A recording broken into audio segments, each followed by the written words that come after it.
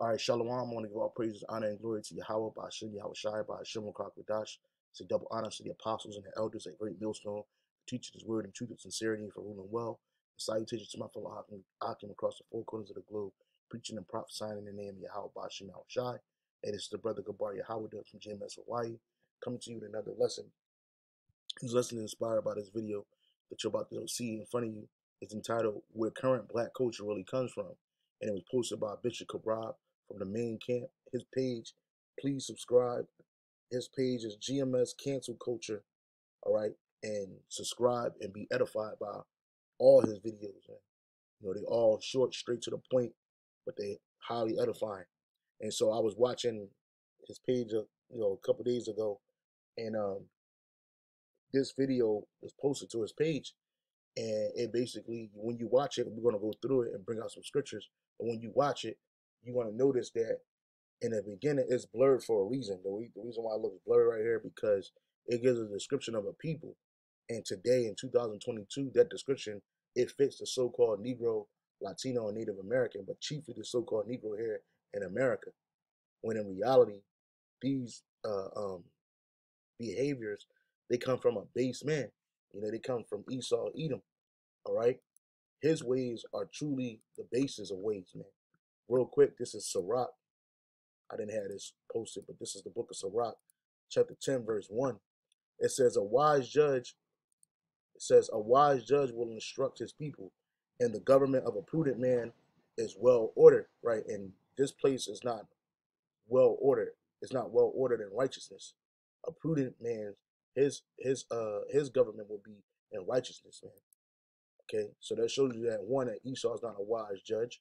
It says, verse 2, as the judge of the people is himself, so are his officers. And what manner of the ruler of the cities is, such are all they that dwell therein. Right. And when you look at the so-called white man today, you know, he tries to perpetrate this clean, this refined look, and it's all of them. But in reality, they're the basis of people. And so-called black culture, that comes from what you call black culture today. A lot of it, the major parts of it, descend from the so-called white man. So I'll play this real quick. These people are creating a terrible problem in our cities. They can't or won't hold a job. They flout the law constantly and neglect their children. They drink too much, and their moral standards would shame an alley cat. For some reason or other, they absolutely refuse to accommodate themselves to any kind of decent, civilized life. This was said in 1956 in Indianapolis, not about blacks or other minorities, but about poor whites from the South. Nor was Indianapolis unique in this respect.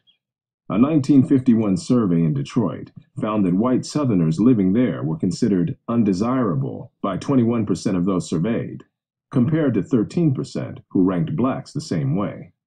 In the late 1940s, a Chicago employer said frankly, I told the guard at the plant gate to tell the hillbillies that there were no openings.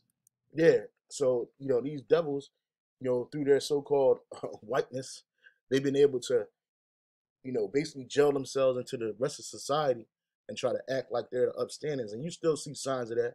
You see the redneck, you see the Joe six-pack. You know, here Esau uses them as a tool to get them riled up to go against the so-called Negroes, Latinos, and Native Americans in America. You know, these are the ones that you see walking down the street talking about America, this is our country, And then you have the mid-level Edomite, which is, you know, some of these rich or more wealthier Edomites. And then above that, you have the super elite Edomites, the Rothschilds, the Rockefellers. And those people, they don't deal with each other. They don't intermingle, but they're still the same people. Okay? And a lot of our people, they're behaving in a base manner that the Edomites, that the lowest Edomite get into. And even Jake that's in these industries, man, they have to perpetrate a fraud to Esau. They have to trim their ways for Esau in order for him to respect them. And trimming your ways, meaning you basically got to do what Esau wants you to do. Let me see if I can find that. This is Jeremiah. I know it's in the same chapter.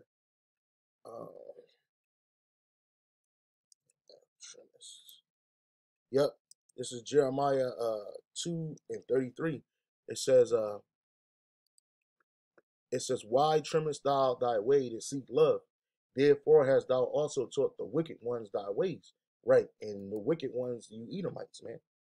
And our people, they trim their ways to seek love. The Hebrew word for trimmest is yatab, yatab, and it says to be pleasing, to be glad, to please, to amend, to accept it. And that's what our people have done over millennia. When this devil got in power and he put his rulership down on the earth, our people would try to appease this man so that they could be accepted by Esau. You know, that's what they want to do.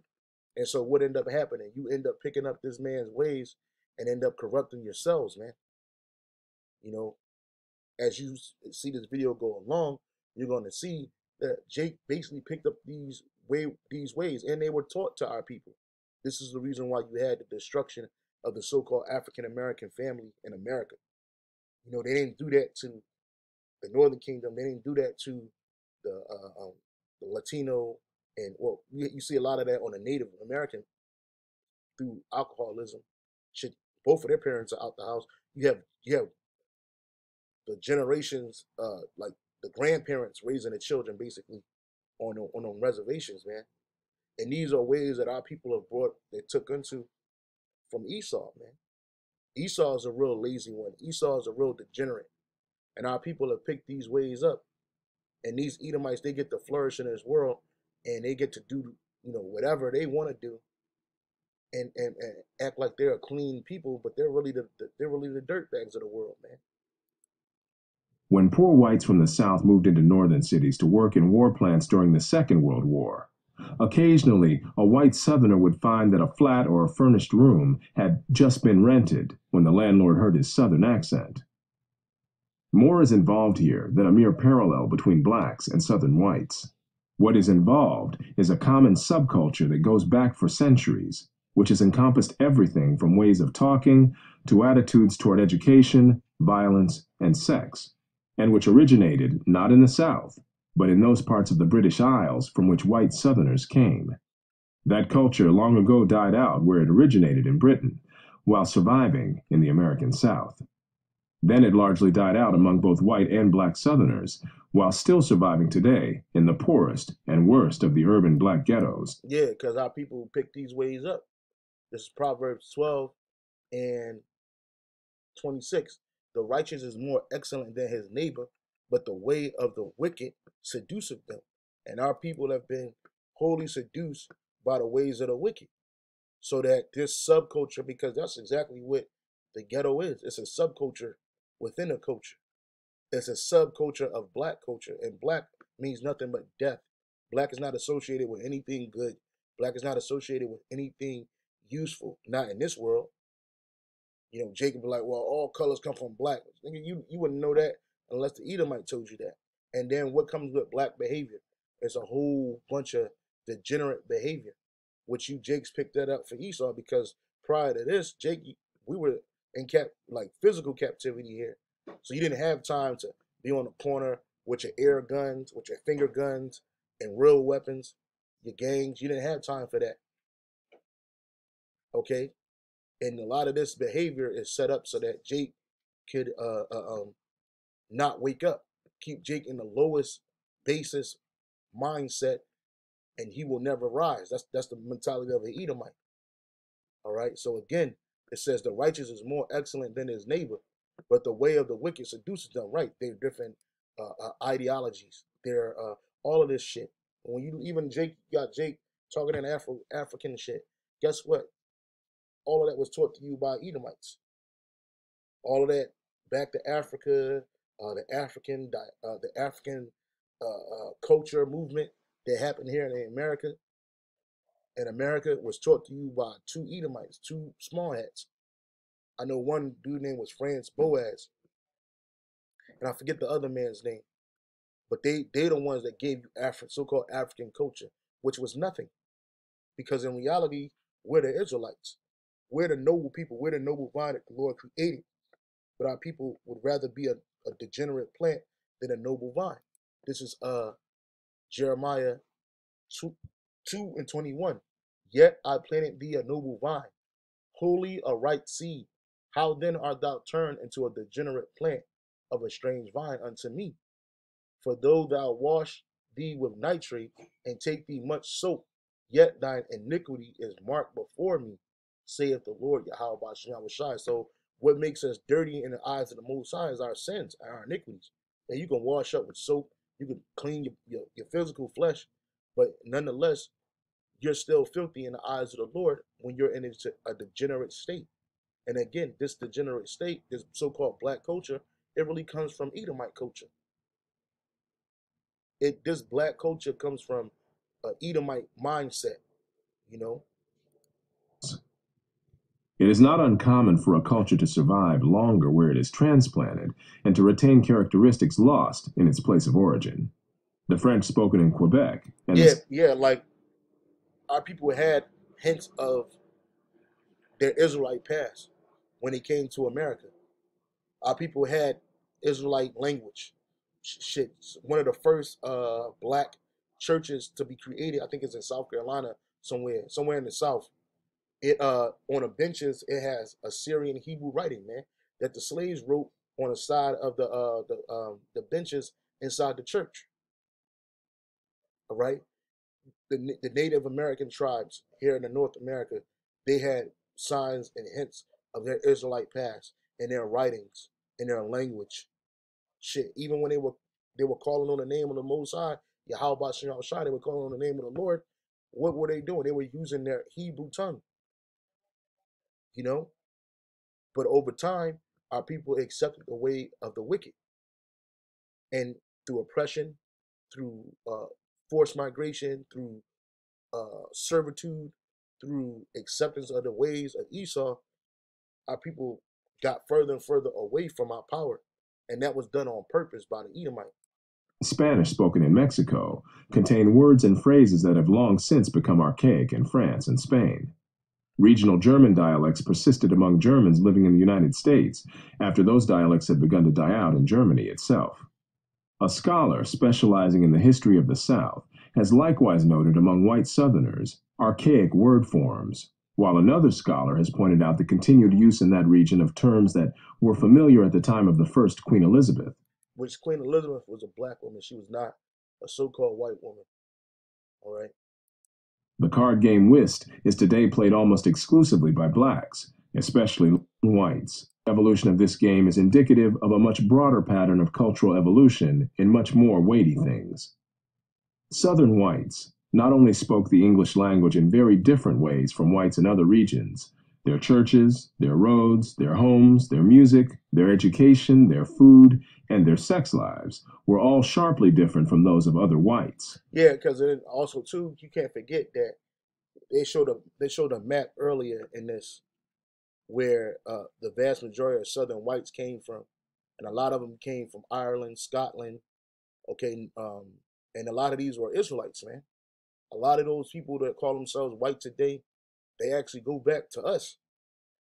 You know, a lot of these people, but still, that culture, that broken down, that terrible, deviant behavior, that's not the culture that Yahweh Shem Shai created for us.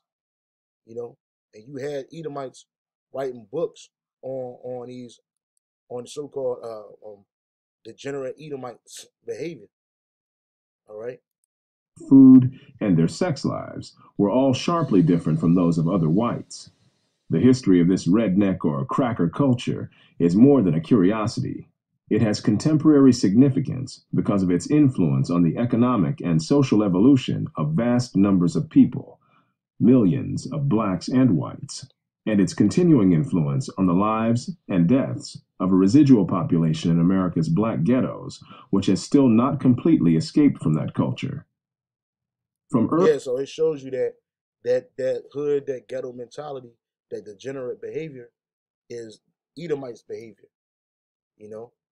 So going back again to Jeremiah 2:21, it says, "Yet I planted thee a noble vine, wholly a right seed. How then art thou turned into a degenerate plant? For a degenerate plant of a strange vine unto me." Because when our people are in this thug mentality, when our people are in this American mentality, African mentality, black mentality, That's a degenerate plant because the Lord didn't create us to be this way. This was taught to our people. Now, again, like I said earlier, you always had wicked people amongst our people, people that were willing to do what the heathen did, but that don't stop us from being the Lord's people. This is First Maccabees 1:10, and there came out of them a wicked root, Antiochus, surnamed Epiphanes, son of Antiochus the king, who had been a hostage at Rome, and he reigned in the 130th and 7th year of the kingdom of the Greeks. And it says, and there came,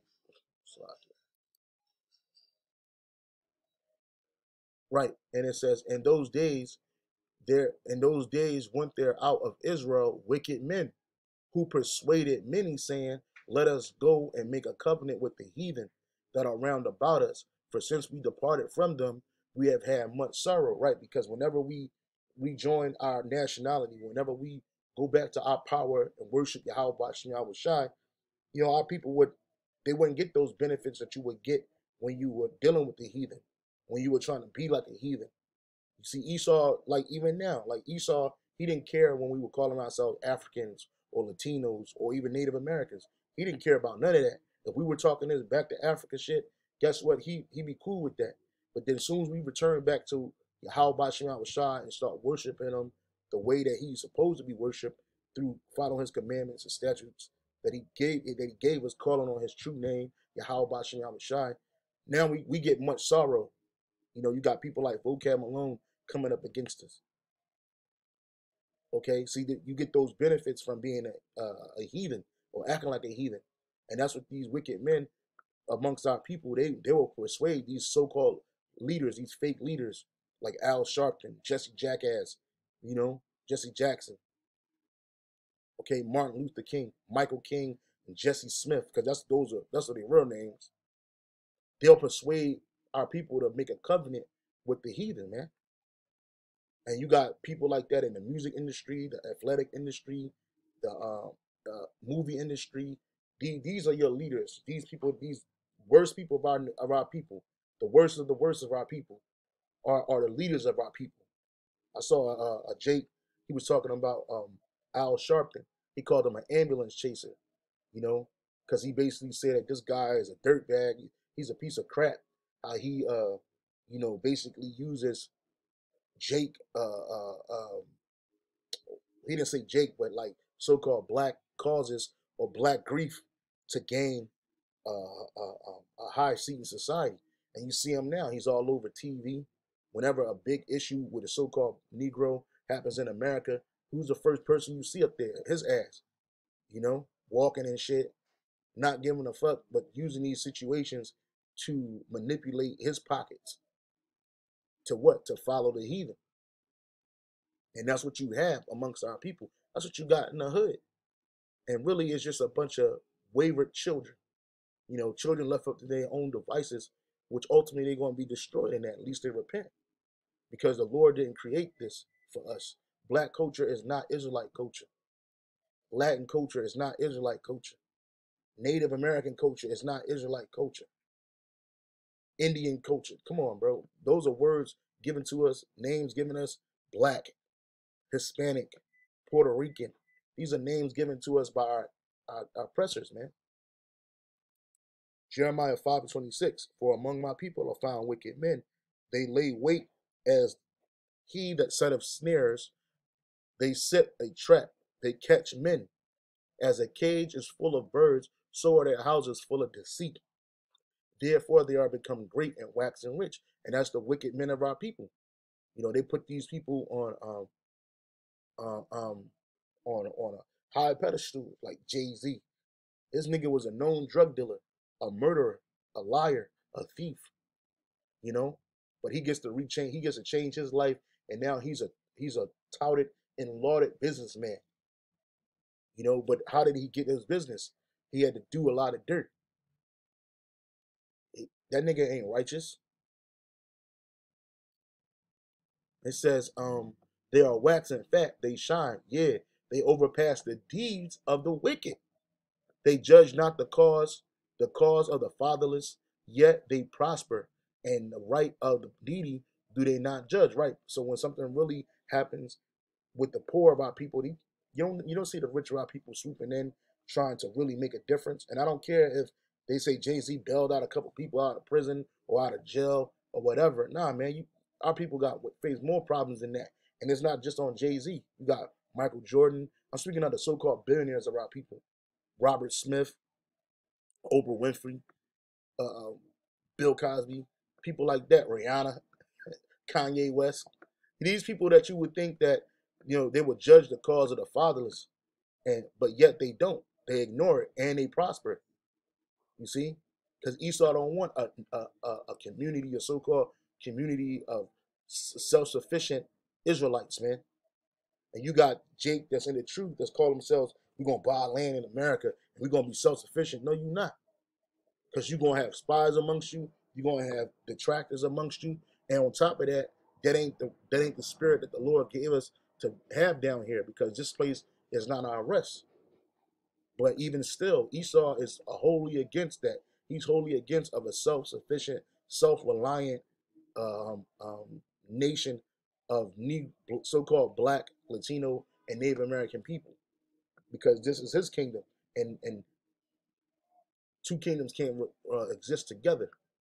This is Daniel 4:17. This matter is by the decree of the watchers and the demand by the word of the holy ones, to the intent that the living may know that the Most High ruleth in the kingdom of men, and giveth it to whomsoever he will, and setteth up over it the bases of men.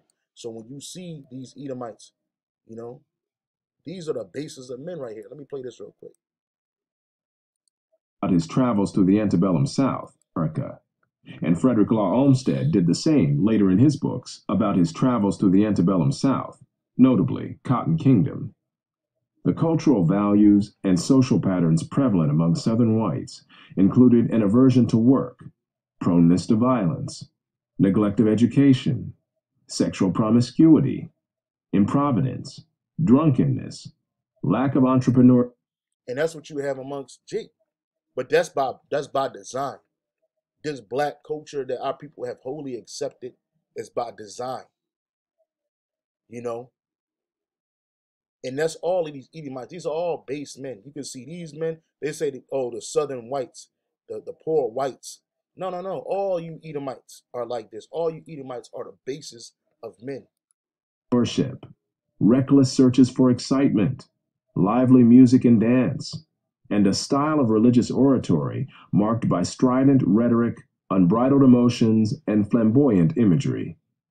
This oratorical style carried over into the political oratory of the region in both the Jim Crow era and the Civil Rights era, and has continued on into our own times among black politicians, preachers, and activists. Yeah, so Jake picked up the same thing that Esau created, and then they took it and made this a lifestyle, a cultural lifestyle.